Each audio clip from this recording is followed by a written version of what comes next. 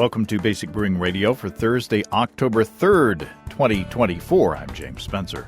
Here at Basic Brewing Radio, we're all about home brewing. This week, Chris Colby, author of the Homebrew Recipe Bible and Methods of Modern Homebrewing, joins me to formulate the recipe for a very high ABV, low bitterness, black lager with world influences. Those are the parameters that I rolled in the latest Mash Your Luck Challenge. Our recipe includes some advanced techniques that will make this beer a bit more work, but I'm hoping it will all be worth it in the end. If you want to support us financially, check out patreon.com/basicbrewing, and thanks to everybody who's helping out in that way. If you go to patreon.com/basicbrewing, you can see a long list of stuff that you can access if you sign up as a supporter. And many thanks to the new Patreon subscribers who are signing up every week. Your help is very much appreciated. If you're a user of the Patreon iPhone app, starting in November, please use the Patreon website to sign up for new subscriptions. They say Apple's going to start taking a significant chunk of new subscriptions that are entered via the iPhone app starting in November. Financial subscribers this week will get an early release of the video that Steve Wilkes and I shot, tasting my Mash Your Luck malt liquor. That beer's all gone. The keg kicked a few days ago. It was a tasty one. A bit different from what Chris and I formulated in the recipe, but good nonetheless. Financial supporters will also get the recipe for that beer and a behind-the-scenes video, how the beer came together. I'd be really curious if any of y'all decide to brew that recipe. I'm just curious to see how yours comes out. That would be a fun experiment. I try not to dwell too much on bad news in the intro, but there are a couple of things that I do want to mention this week. I've been fixated on the news and images coming in the wake of Helene on the Florida coast and on into the heart of the southeast U.S., especially in Asheville, where there are a bunch of breweries. Those that weren't flooded, as the New Belgium brewery was, are dealing with loss of power, loss of water, loss of infrastructure, and, of course, loss of income. It's going to be a long road back. And when y'all are back and ready for visitors, I want to go. I want to go to Asheville and visit the breweries and see what I've been missing before the tragedy. Also really sad to hear the passing of Ron Jeffries, a founder of Jolly Pumpkin and a pioneer of American sour beers. I've been racking my brain to try to remember if we crossed paths in the past 20 years. And it seems like we met, but I can't remember, and I can't find any evidence of it in the archives, and that's really too bad. However, Jeffries did join John Hall on the Craft Beer and Brewing Magazine podcast 8 months ago. I haven't listened to that yet, but I plan to listen to that soon. So rest in peace, Ron Jeffries, and thanks for the influence on American sours. Now on to happier things, not to spoil this episode too much, but brewing this big dark beer that Chris and I will talk about will be the inspiration for me to get back into roasting coffee. A long time ago, my burr mill broke, and I started buying coffee again. I got lazy, I procrastinated, didn't buy another burr mill, and I stopped roasting my own coffee. Well, thanks to this new beer, this next beer, a new burr mill should be here today, and I've purchased some green Honduran coffee beans from a local shop. Jennifer at Baba Boudin's in Fayetteville says this coffee bean is very forgiving as far as the level of roast, and it would be a good one for me to practice on and to find the roast level that will complement this beer the best. I'm going to ferment this beer with L17 Harvest from our friends and sponsors at Imperial Yeast. I am going to make a starter, but I'm not going to have to dust off my stir plate. No spoilers. I was really happy with the way Harvest fermented my malt liquor, and I'm sure it'll do great with this beer. On the other end of the scale, A40GF Bubbles is the current seasonal yeast from Imperial. Like I say, it's on the opposite end of the spectrum because Bubbles is great for fruit juice-based fermentations. It's produced on 100% gluten-free media, perfect for ciders and, say, Perry's. I've even used it to make hard seltzers. With 200 billion cells in each easy-to-open package, My stir plate is usually dusty when I brew moderate gravity 5-gallon batches with imperial yeast, and my airlocks are usually bubbling before bedtime. Ask your local homebrew shop about A40GF bubbles, and you can find out about all the dependable deliciousness at imperialyeast.com. It's imperialyeast.com. Okay, let's get with Chris Colby and formulate a delicious beer. Or two. Chris Colby, welcome back to Basic Brewing Radio. Hey, James. Thanks for having me on the show. Well, thanks for coming. Thanks for being you, dude. I'm doing finger guns. Thank you for being a friend. Travel down the road and back again. Yeah, that's right. I know lyrics to that song. I didn't peg you for a Golden Girls. Judge me. Was that on the Golden Girls? I remember it when it was just a song. Oh, okay. I was going to say you're just in it for the B. Arthur. Yeah. Well, you and I were just on the phone the other day with Adam Ross and Scott Housel, and we sampled our quote unquote malt liquor that came out a little different from what we expected, but I think it's enjoyable. I thought it was an okay beer. Yeah, I liked it. So we're here to formulate another beer that came out of the Mash Your Luck thing that I did on that show, and the parameters are very high ABV, and I think it was Adam that challenged us to have at least 12% alcohol on the ABV. Yeah. So very high ABV, low bitterness, black, lager, with influences from the world. The world. and you suggested Baltic Porter, and I said it was from Russia. Giuliano in County Cork over in Ireland said it's actually Polish, and you're right. So thanks for the correction. I appreciate that. We also got feedback from John over in the I think John's in the UK. We're talking about malt liquor, and you brought up Special Brew, which I think Motorhead liked, right? Yeah. The Ace of Spades. John says, love the podcast. I think the lager your guest was referring to, being you, was a favorite of many metal bands, is Carlsberg Special Brew, which was originally brewed to celebrate a visit to the Copenhagen brewery by Winston Churchill, which suggests that they were rather proud of it. Unfortunately, here in the UK, yes, he is in the UK, it is the original tramp juice, high-strength lagers that are favored by tramps, as in homeless individuals, rather than ladies of ill repute. Oh, my. And has since been joined by such delights as Kestrel Super Strength, Skoll Super, and Tennant's Super, these all being brewed in the UK. Tennant's Super has somewhat of a double life, as apparently it is revered in Italy as a trendy premium product, a far cry from its British reputation as something found in the hands of a ranting person in a Glaswegian park. Wow. They also sound very similar to malt liquor in the U.S. Thanks, John. I think you're right. It sounds like all those would qualify as what we consider malt liquor here. Yeah, it was definitely. I looked it up after the pod. Yeah, it's definitely Carlsberg, and yeah, it was definitely like a favorite of Lemmy Kilminster from Motorhead. He mentions it in his autobiography, which I read a few years ago. It sounds delicious. I'm sipping on a beer that I consider delicious, one of my honey IPAs.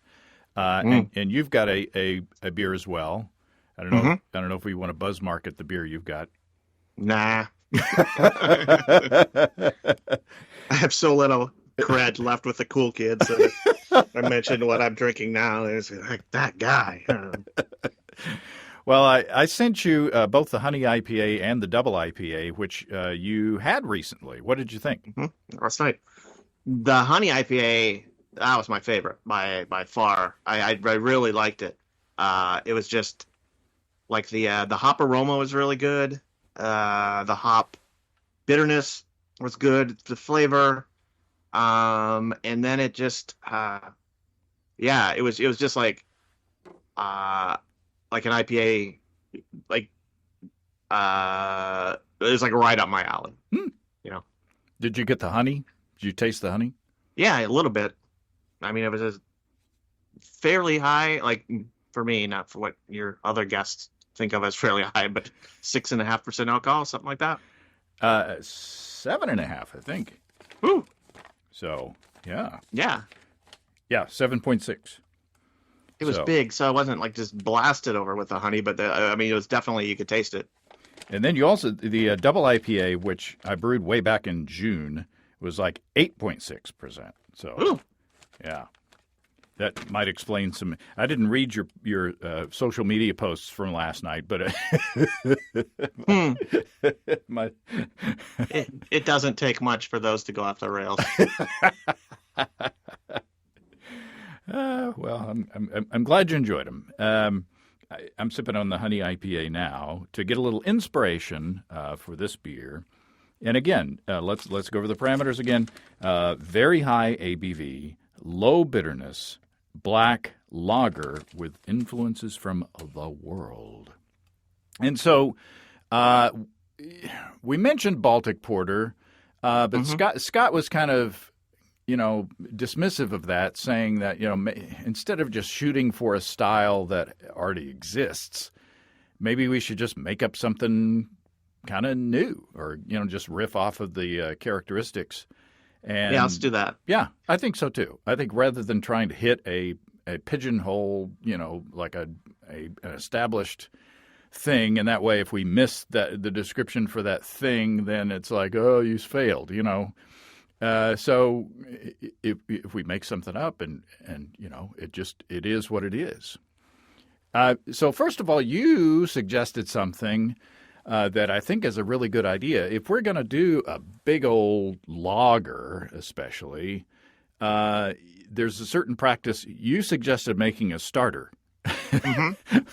but not just like a 2-liter on the stir plate starter. What did you suggest? Make a whole 5-gallon batch of like a low strength lager, and then use all that yeast or most of it. Especially if we're going to shoot for like a 12 ABV lager, that's going to take a lot of yeast. Mm-hmm. So yeah, make a batch of beer as your starter for the high gravity lager. Yeah, that's a great idea. I've done that in the past. There for a while, several years ago, I went through a little stint where I was trying to reuse yeast as much as I could, and so I took like one batch of, I don't know if it was called US-05 back then or not, but the Chico yeast strain, and just I washed it, I just repitched it, I pitched another beer on top of the dregs of a previous beer, so that's one of the things that I did do, and boy. If you want to see a beer take off, pitch a new wort on top of an established yeast cake. So I think that's a great idea. So and I would also like to have a tasty little just a plain old Pilsnerish lager on tap as well. So Sure, it's beneficial both ways. So what? Let's start with the smaller beer. What are you thinking? What are the basics?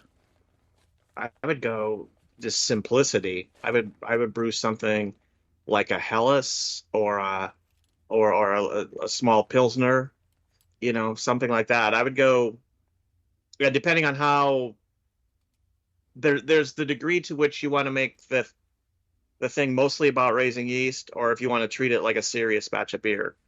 If you were going to treat it like a serious batch of beer, I'd say shoot for like a Helles, like just some good Pilsner malt, and that's the only malt you do. Some noble hops to 25 IBUs, something like that, and then just pitch, aerate the wort really, really well, pitch that, and ferment it out. Mm-hmm. Simple, classic, clean. And it'll do the job of raising the yeast.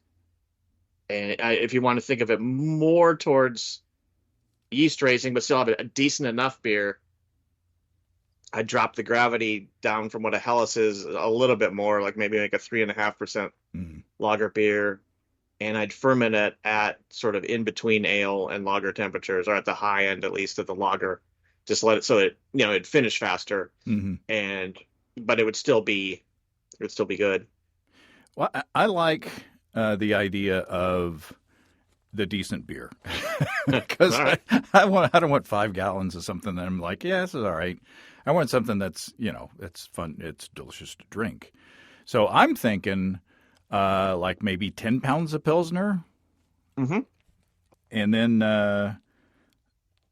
I'm scribbling as I'm talking, and then maybe like an ounce of Czech Sots at the beginning of the boil.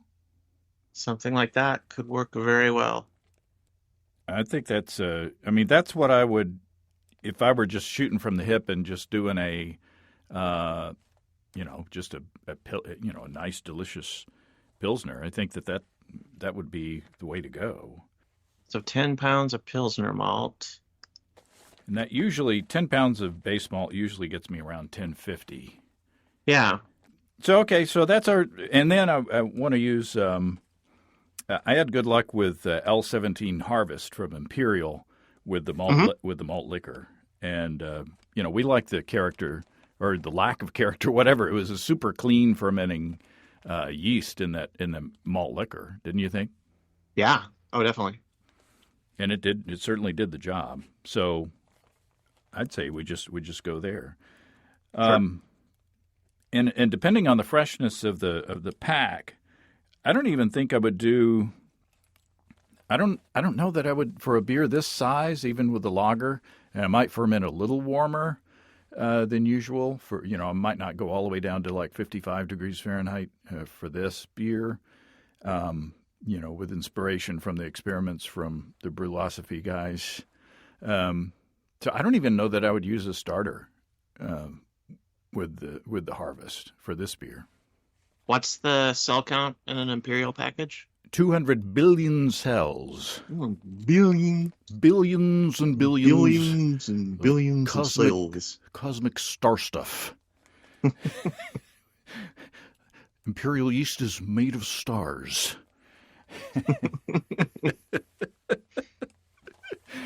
I don't know if that's probably Carson doing Sagan. Yeah. That's my impression of Carson doing Sagan. Okay, so that's easy. Okay, so like a 1052-ish lager. Yeah. What IBUs are you shooting for? What will 1 ounce of Czech Sots probably is around 3%? 3.5 or something. Yeah, 3. Depends on the harvest. 1 ounce would get you only 13 IBUs. That may be a little thin. But 2 give you. Yeah, like whole ounces, whole numbers. Crazily enough, it gets you to exactly twice of what 1 would. This math thing, it might. That's 26. That's not bad for a 1052 beer. Okay. Let's do that then. All right. So cool. So that's our starter. So now we got to get up to 12% alcohol with the second beer, and it's got to be big and dark. And I was thinking, should we talk? Let's talk about how we get to be dark first of all. Mm-hmm. Do we want to be dark and roasty, or do we want to just be like dark, like a Schwarzbier, right? Without being so roasty. What do you think? I personally am a big fan of roasty beers, so I would argue for that. But I could also see something. Yeah, I'm being really helpful. I'm essentially saying you pick. Well, thanks for some fascinating podcasting. It's the Wishy-Washy twins. Yeah. I don't know. What do you want to do? What do you want? I don't know. I don't care. Where do you want to eat lunch? Oh, we do this every day. Well, here's what I'm thinking. We're supposed to have some influences, from around the world, and not necessarily from, Germany and, the UK or the US. So I'm thinking, how about south of the border? And here's where I'm going. I found a little Mexican market called Del Rio here in Prairie Grove, Arkansas.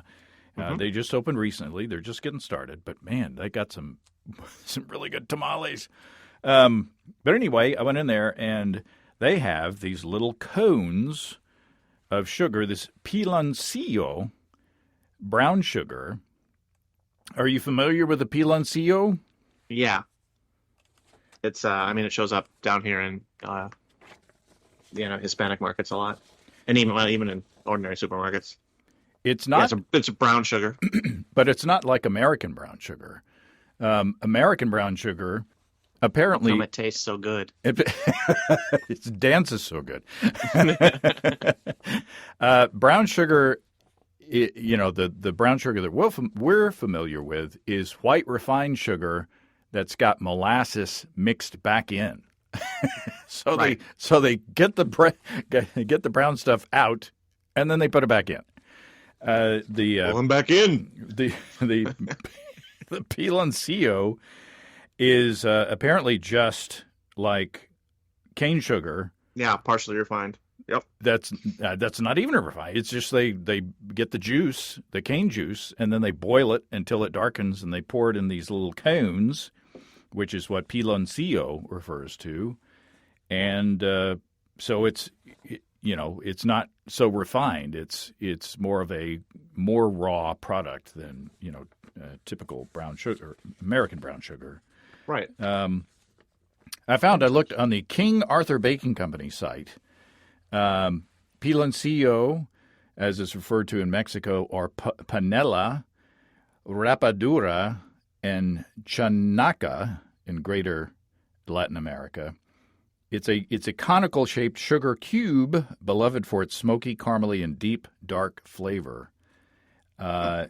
It's a non-centrifugal cane sugar, meaning it's an unrefined sugar product and a true natural brown sugar. So to make it, they press the cane juice, they boil it to evaporate the water, and deeply caramelize the sugar. The cooked cane is then poured into molds, often made of wood, and left to dry and harden.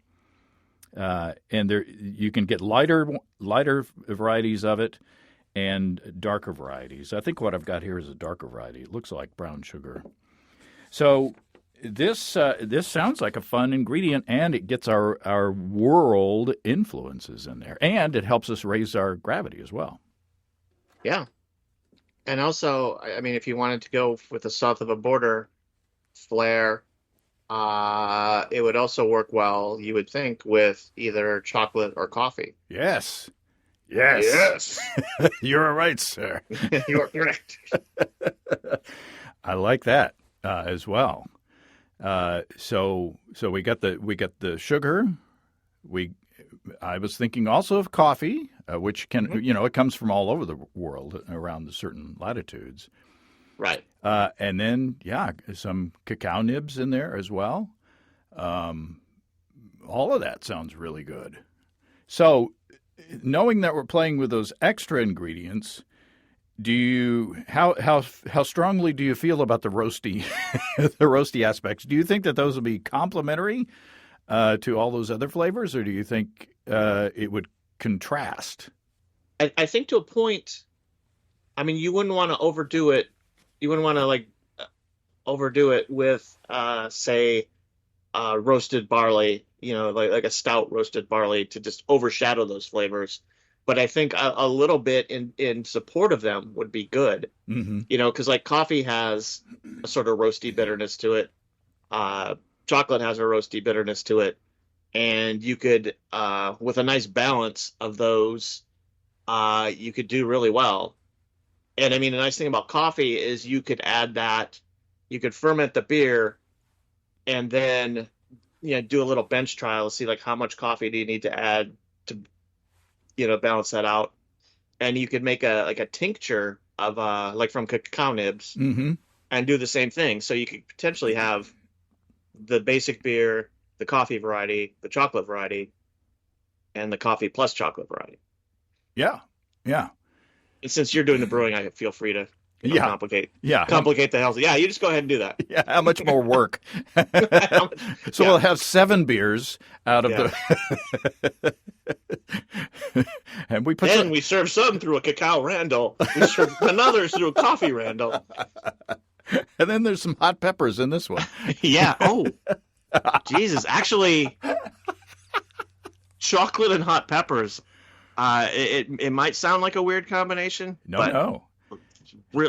I've had some chocolate bars that my wife got me one once, and I mean I love spicy foods and I like chocolate enough, but I was sort of like, is this gonna how's this gonna work? I tasted it, like, oh, that's surprisingly good. A combo I wouldn't have picked. And if you've ever had or made mole, mole can have exactly some chocolate in there, and can have some heat as well. So we got a long list of stuff here, all from south of the border. So we're talking the Piloncillo, coffee, cacao, Gesundheit. Mm-hmm. That's cacao. That's from a Portlandia thing. Piloncillo, coffee, cacao, and then chilies, not chiles. That's a country. I like it. Me too. So, let's start building this monster. Okay, so 5 pounds or no, 5 gallons? Yeah. Well, we need at least 5 pounds of base malt. I think. Yeah. And we're brewing like 2 12-ounce beers. No, but you had a half a pound of the sugar, right? Well, no, actually, I have a pound. I got 2 cones of the sugar. Oh, okay. And I could get more. I think they were like $1.30. I don't think they're I don't think Maria's charging enough. But okay, so how much base? So we talking like Pilsner base malt or two-row? I think either would work, really. I mean, in a beer this big. Which do you think I'd get more efficiency from, the two-row? That's a good question. Yeah, I mean, I think that would come down to you'd have to read the malt analysis sheet, but I think either one of those, they're 6 of one, half dozen of the other when it comes to how much extract's in them. Why don't we go with just two-row, American two-row or pale malt? Yeah. And I think because it doesn't matter, we're going to cover up that flavor of that base malt anyway. It's not going to matter. And I haven't checked the prices, but just the plain two-row might be cheaper as well. Right. So I did a little prefiguring on the Brewfather, and it looks like to me like 20 pounds of the two-row might be a good place to start.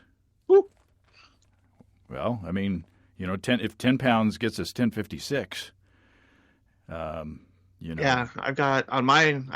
If we have 20 pounds of pale malt and a pound of sugar, that puts us at 1.113 at an ABV of 11.6,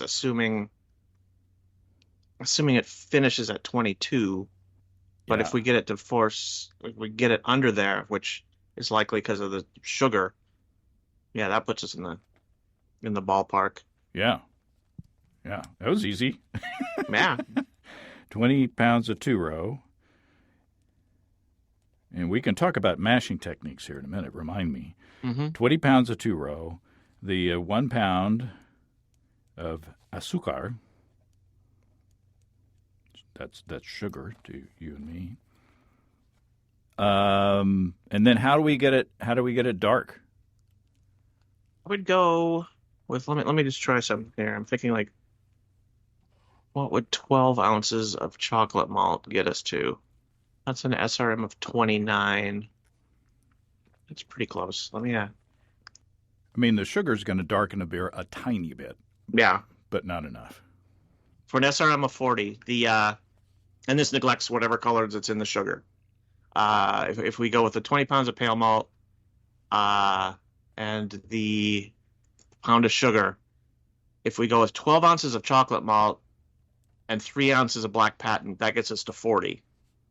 Okay, and the chocolate will give us some roasty, 12 ounces of chocolate will give us some roasty flavor, but not an overpowering amount, and the black patent will just be color. Mm-hmm. So 12 ounces of chocolate malt, 3 ounces of black patent, or just, I think they call it black malt now, right? Black malt, yeah. So that'll give us a black beer, because that's what we That's got. our, yep. Gotta get. Okay. So 20 pounds of two-row, 12 ounces of chocolate malt, 3 ounces of black malt, 1 pound of the piloncillo azúcar. So is that our fermentables? Were you happy with that? I think it is. And then I think our discussion moves to how do we get that all to mash, and how fermentable do we want our wort to be? Well, I mean, you don't want it to be like sickeningly sweet. No. But we want it to be drinkable. Yes. Which argues for trying to make a fairly highly fermentable wort. Because it's at this rate, it's already going to be, it's going to finish at a high finishing gravity just because of the high original gravity. So we don't need to add any like crystal malt or anything. Correct. Or do a fast high mash to add body. What we want to do is, I'd say either a relatively low temperature single infusion mash, like maybe at like 148 Fahrenheit for 90 minutes, something like that. Mm-hmm. Or if you're feeling more ambitious, start it out at like 140 for a half hour and then ramp the temperature up to like 152. Well, let me introduce a phrase that I didn't think that I would be saying. But there's this thing that you taught me about called a reiterated mash. Oh, God. Oh, yeah. Chris's love words. That would work and be awesome. And especially since you're doing the work and then I'm just drinking the beer later. Well, but I was thinking about it. When we first talked about reiterated mashing, I thought, what a pain in the butt. And you were correct. But I'm doing brew in a bag. Right. So all I got to do, and I'm worried about if I put 20 pounds of grain in there, I'm going to lose efficiency just because of the amount of grain in that brew in a bag. Even though I've got the sprayer thing that's spraying from the top, that's a lot of mass for that wort to circulate around. So what you do is a standard mash of half of the base malt, 10 pounds or 4.5 kilograms. Then I take the bag out, squeezing it along the way, and then I refill the bag with the second half of the malt into the wort that I've already collected. Would that not be a reiterated mash? That would. You make a small batch of wort, and that becomes your brewing liquor for your main batch. So you're mashing in wort instead of water. Right. And the one thing about this that I found from actually doing this many times is that it takes longer to convert. On the second mash, it takes longer to convert than on the first. And a good thing to do is let it go for about an hour or 90 minutes, and then recirculate if you can, but take a small sample and take a gravity reading. Mm-hmm. If you have a refractometer, it's excellent for that. And then what you'll see is if you do every 5 minutes, the numbers will creep up a little bit every 5 minutes because you'll get more conversion. Right. Because there's a lot of sugars in and that it interferes, at least presumably with the enzymes bouncing around. And then you just eventually get to a point where your rate of increase is so slow that you're sick of it and you stop. Or it levels off, and then Yeah, you're like, or you say yeah, something about, optimum this versus that. or screw it, I want to go to bed. Yeah. Good enough. I'll just boil for longer and get my gravity up there. So yeah, I think that's good. So if we're doing a reiterated mash, I've only had a couple of sips of beer. What temperature then should we be mashing at? The first mash you just want to get over. So I would go relatively, 156 to 158 Oh wow, Fahrenheit. wow, Yeah, yeah. I mean, because all you literally want to do is make the liquid, because and that's going to go through a second mash together. So blast that out. You can do like a 5-minute mash at a higher temperature, or 10 minutes if you want. Then just yield that wort, and you don't really need to worry about anything. Like, the first couple times I did it, I recirculated and clarified it, and then later I realized it's just getting a bunch of grain stuck in it again. right. Just do that in the second stage. So yeah, a short high temperature mash to start with, and then I would go with the like a low temperature single infusion, like 148 Fahrenheit, and I would go for at least 2 hours, and then start thinking about how much longer you want to do. And the thing about it is I was thinking at first, well, but won't you denature the enzymes, in that first mash? Won't you denature the enzymes that you're trying to use to get a more fermentable wort? But You got the whole second batch of malt in there. Exactly. You're Yeah. bringing in another set of enzymes. So what I could do is mash at, say 155, just to be safe, because it's me. Mash at 155, which is, what is it? Like 68, something like that, Celsius. And then I'll probably do it for an hour. I can't do it. I can't do. I have OCD or something. I'd probably do it for an hour just because. Take out that wort. Set my controller down to 148. Mm-hmm. Because when you put that second bag of grain in there, the second batch of grain, it's going to lower the temperature automatically, maybe to where I want it, and then recirculate again at that lower temperature. The enzymes in that new second batch of grain will, what is it? Is it alpha that's lower and beta is higher? Hey, this is James. Don't send an email. Alpha amylase works at the higher temperature. Beta amylase works at the lower temperature. We are old and we forget. That's a good question. I knew that. That's the kind of question I knew at one point. That's like elementary. Let's say it is. Anyway, And then they degrade at different rates too. Correct. But given that you're not going to mash out with your first mash, the first round of enzymes will still be fine. Right. And I think in a talk that you might have given, you talked about the fact that enzymes don't just automatically switch off, when the thermometer crosses that one temperature. It's just that they degrade and they don't work as well. They're still around. They're just not as efficient. So, okay, wow, all right. So now we got our wort. What about bittering? How much? This is going to be a big beer, but our big beer. It's also got some roastiness from the malt. It'll pick up some and there's some bitterness associated with roasting the malt. It'll pick up some bitterness from the coffee.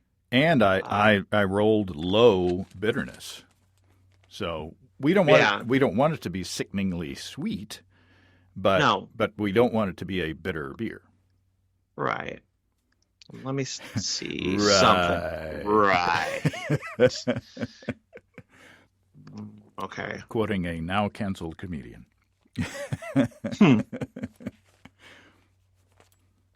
So how many theoretical Including- IBUs should we be shooting for? I mean, this is, look into the BU/GU balance. Yeah, it depends on what we mean by low bitterness.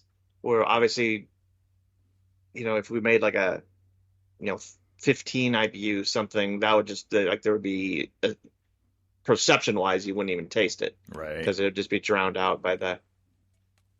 Right. I would say pick something around. Here, I figured out if you added an ounce of something with 9% alpha acids, like I don't know, anything around there, that gets us to the mid 30s, which is usually not considered low, but in a beer that starts out at, nearly 120, 1.120 nearly. I think the perceived bitterness from the hops alone would be low. Like, for instance, the last time I bought Centennial, it was at 10.4%. Okay, yeah. So maybe, and I don't think that we'd have to worry about any flavor coming from the hop. No, or if you did something like Northern Brewer that, at least they claim has a slight minty hint to it. Minty hint. That minty hinty. I've used that on a lot of porters, and I really like Northern Brewer in that. But I mean, really any decent hop without it, you don't want a super strong, citrus or pine or mango. So what's the IBUs that we're shooting for? What if we shot for like 30? That's not particularly low IBU wise, but in terms of perception with this high of a starting gravity, right? It's certainly not going to be perceived as anywhere near a hoppy beer. And I'm going to pitch on the dregs of the previous beer, which means that on brew day, well, I'm going to have a lot of time because there's going to be a lot of mashing going on. There's a whole lot of mashing going on. I'll have time to keg the Pilsner. Yeah. To free up the yeast cake. So, that won't take much time at all. And I don't have to wash the carboy because, it's got the yeast cake in it. Yeah. So then at the end of the brew day, I'll rack onto the yeast cake. I'll probably hit it with oxygen again, just because. Yeah. And then ferment, at around 55 degrees Fahrenheit. Yeah. Something like that, which is around, 12 C? Maximum. So, yeah. Is that... Oh, and then when it comes time to... I want to bottle this just because I don't want to have a 12% beer on tap. because either it's going to be on tap for a long, long time or I'll ruin my life. So, so I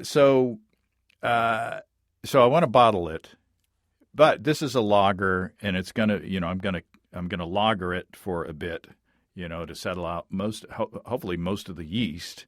But this is a giant beer, so if I'm gonna bottle condition it, well, first of all, I'm assuming that what I want to do is like rack to a bottling bucket.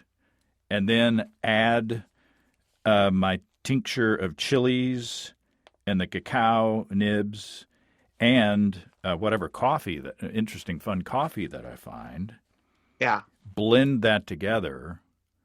Then what I can do is, as I'm adding the priming sugar, should I also add some fresh yeast, like some, cask conditioning yeast as well? I would do that. Just because a high gravity lager, I mean, that yeast is going to have gone through, a lot of stress. And, I would just get like a thing of, dried Chico yeast, US05 or something like that, and just add a little bit. It's not, that's an ale, but it's fine to have your bottling yeast be different, and then that's not going to leave any, it's not going to change the character to any huge extent. Right. So you're thinking that USO5 would be strong enough to, because what is it? Yeah, There's definitely. a cask conditioning yeast. I can't remember who makes it, but that's what a lot of people use for this kind of thing. But surely fresh USO5 would be all right. Probably rehydrate it first so that it mixes in well, and then Bob's your uncle.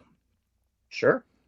So, and then this will give me an excuse to fire up my coffee roasting machine again, and I'll go out and find some interesting coffee beans, and I'll have plenty of time to experiment with the roast level and things like that. Yeah. So that it'll add a little bit more artisanal aspect to the beer. And should be ready. Whoa, about around the holidays. Yeah. But I mean, seriously. I mean, it's probably what, November. I should be, if I knock this out. The initial beer. That's going to take a couple weeks. And then brewing the second one. Yeah, it's like we're talking like a month. So early November when this is bottled. So, yeah, I think so. around Christmas, around Thanksgiving at least. So, anything else that we've forgotten? No, I think we've included everything except the kitchen sink, Which I'll be using to sanitize my bottling gear. Yeah. I'm really excited about this because it's challenging. It's using advanced techniques. Using a small beer as a starter. That's kind of an advanced technique. The reiterated mashing. The use of tinctures. Yeah. Because you can do little bench trials, and sort of determine how much of that you want coming through in the final beer. Get it nice and balanced. Yeah.